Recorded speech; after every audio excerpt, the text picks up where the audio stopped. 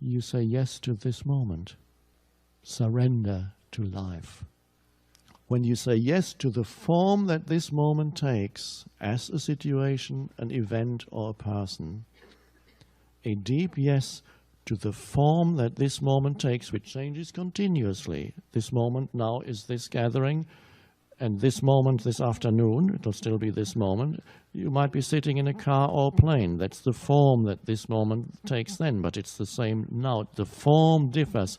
But no matter what form it takes, and even if you got hijacked, who cares? It's the form comes to an end at some point, and some people might think it's too soon, too soon. It's always too soon when you don't know who you are. Even when you're 95, it will be too soon. I haven't found myself yet. It's too soon. It is not such, death is not such a tragedy. It looks like it when you know nothing but form. So, whenever you completely say yes to an arising form, whatever form this now takes, that yes takes you beyond the form, beyond your own form. Why is that? Because when you react to a form, that reaction is your own form identity strengthening itself.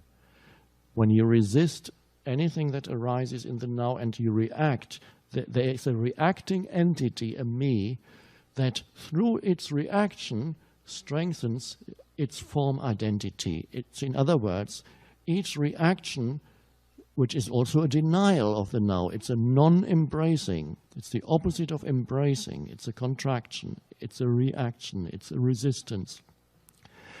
Each reaction to whatever arises in the now, whatever form it takes, keeps you trapped more in your form identity, the limited nature of you, who you think you are, the little me. A non-reaction through surrender to whatever form arises takes you both beyond the limitations of that arising form. It may be, you may find yourself in a situation that would usually be called bad, but your surrender to that takes you beyond the limitations seemingly imposed on you by that arising form and the limitations of being trapped in a little me form identity in yourself. In the case of Stephen Hawkins, which I gave as an example, look at the limitations of that form of having to live. Look at that life situation. Couldn't be worse. Couldn't possibly get much worse than that. And through acceptance, going beyond the limitations, that seeming limitations of that form. So you always go beyond the world, which is the world of form, through surrendering to what is. The mind will tell you the opposite. It says you need to battle with the forms in your life. You need to fight.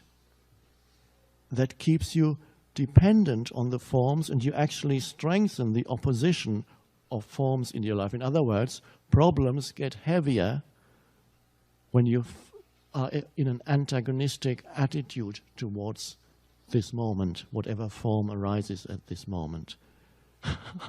So the mind tells you, fight, struggle, try to make it, try harder, resist, don't give in. And so you get, the world becomes denser and denser, heavier and heavier. And in yourself you find the same density of me, struggling against all those others, people and situations. What do they all want of me? They all seem to put obstacles in my path continuously. People and situations. I can't stand people anymore.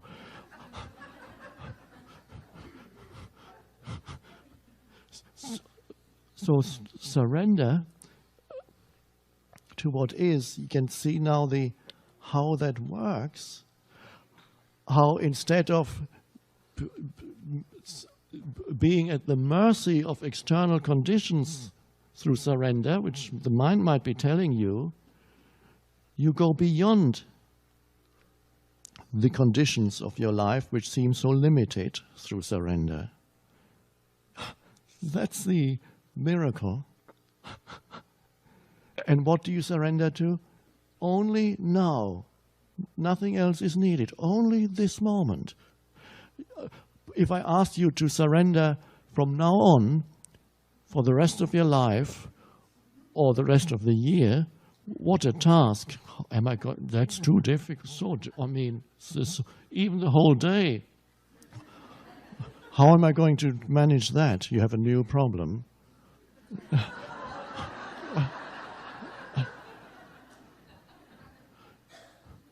And then the mind thinks back in the evening and says, I didn't surrender very much today.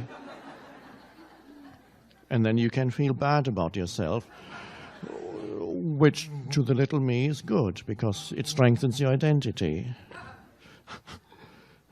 So all that's needed in surrender is just this moment. Whatever it is, just this. It's not a lot, this. It is as it is, and you embrace this. So that's where true power arises. Power that is not derived from the little me entity, but a deeper power, the power of life, the power of consciousness, the power of a much greater intelligence than the limited intelligence of the human mind, which you can still use when you need it. That power, and then more and more you find that power not just freeing you from unhappiness and suffering, but that power running your life, moving through you. And things become easy, then lose their heaviness. So this is what Jesus meant when he said, going beyond I have overcome the world, he said. But how? What does that mean? What did he mean when he said, I have overcome the world? He didn't have any worldly power, or an army, or weapons, not even worldly knowledge. He probably knew less in terms of knowledge than any person in this room, because there wasn't that much knowledge at his time. So on that level, he didn't have power. Obviously, what does that statement mean? I have overcome the world. Well, this is what it means, that the phenomenal world, he was free of dependency on form.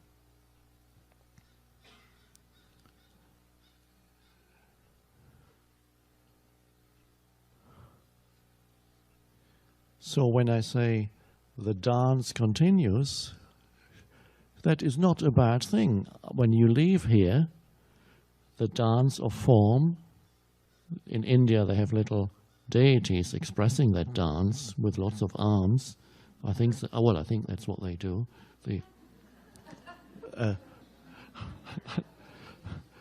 The dance of form continues. And it's not really threatening anymore when you know the truth of who you are beyond form, but you cannot know it as an accumulated thing in your mind. It can only be known continuously in the aliveness of now. That's knowing the truth. It can never be made into knowledge that you accumulate. It's a continuous knowing which can only happen now, in this moment. Knowing who you are is not an achievement that is in the past. No certificate is possible that says self-knowledge acquired on such and such a date.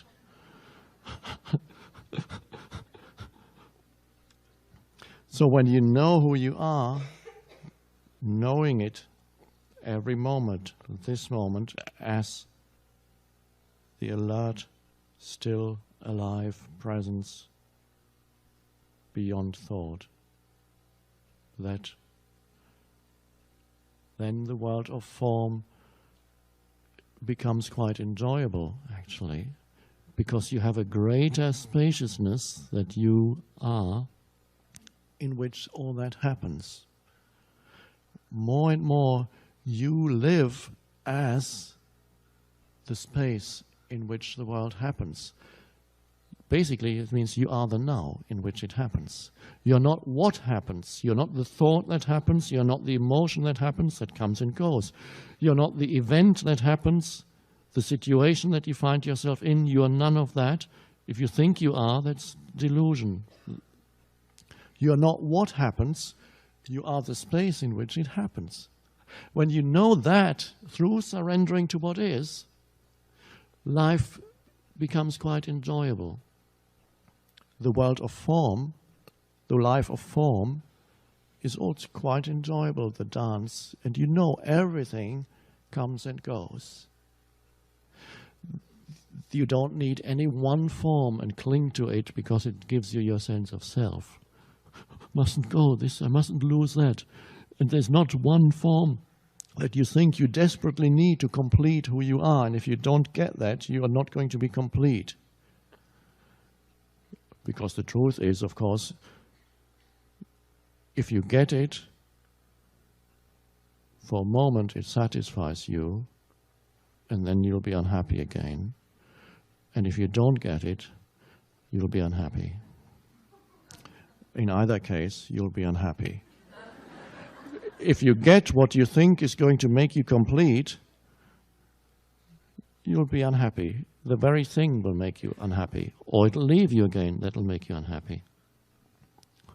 So you're never going to find it there. But then you play with the world of form instead of having a deadly serious relationship with the world and your life situation. And there's a desperation about it. I've got to make it, and I might not make it. What then? And you depend on all these other people, on what they tell you, whether you've made it or not. And we are waiting for a mad world to confirm to you that you're okay. So instead of that dead seriousness, a more playful quality comes into your life, in which you still honor the world of form. Not that you say, I'm not paying attention anymore to any form, not anything to do with it. I'll stop showering and not interested anymore. Just, I'm done with all that. No, you honor the world of form for what it is, because the essence of each form, each life form, is one with your essence. There is an essence in each life form, this leaf, so be careful with that word. The formless one life, which is the essence. And you honor each form because you see that ultimately sacred essence in each form. And so that you have a loving relationship even to the world of form. You do not become a hater of the world of form. Some ascetics have gone that way. They saw there was a glimpse of a certain reality, that there is something deeper than the world of form. But some became haters of the world of form in the search for a more complete realization of that one reality. But hating the world of form doesn't take you there. Honoring and giving it its due, so each form is honored, and that particularly applies to other humans, because a lot of the forms of life that you meet will be human forms. And your life situation is determined to a large extent by the human forms in your life. And so they are honored And when do they come into your life? In the now. And no human being can come into your life that's not in the now. And what do you do in the now? You accept the isness of this moment, this being, no matter what this being says or does. That's the way, that's what is. You might say no, no may come out of your mouth, and yet there's complete yes internally. A car pulls up, and a drunk driver says, "Come on, I'll give you a ride."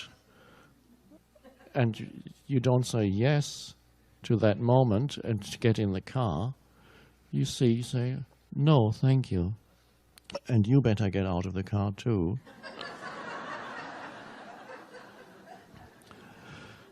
But there's no reactivity.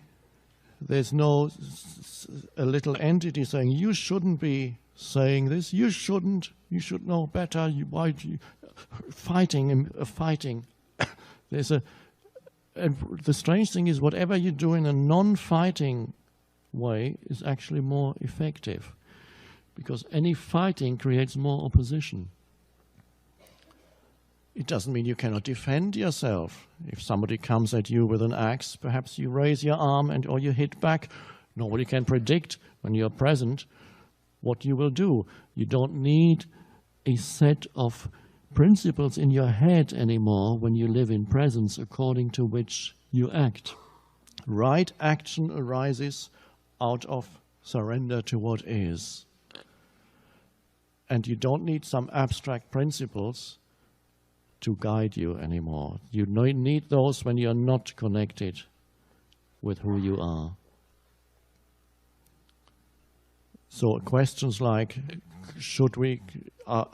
is it ever right to be violent, or to even physically defend yourself, or to save somebody or many people, to kill somebody? These questions are hypothetical. The right thing will always emerge out of the state of presence. Right action emerges out of the state of presence.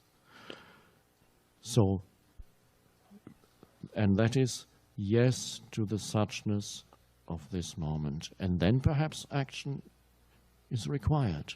It comes out of the yes, not out of the contracted state of no, which is a little me.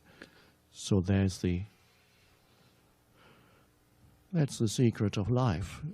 For some strange reason, it's a secret. I don't know why it's there. I'm not an advocate of conspiracy theories, but it almost looks if it were a conspiracy. Let's keep the secret of life a secret. Let's not teach our children that. Let's not teach it at universities. Let's cram their heads full of useless knowledge.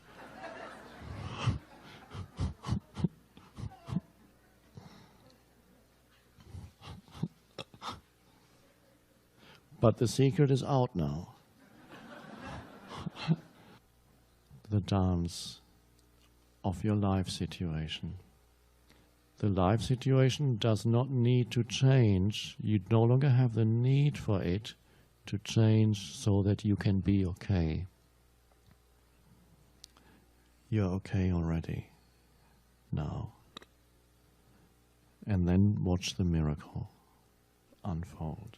And be completely, wherever you are, it's the now, it's your home.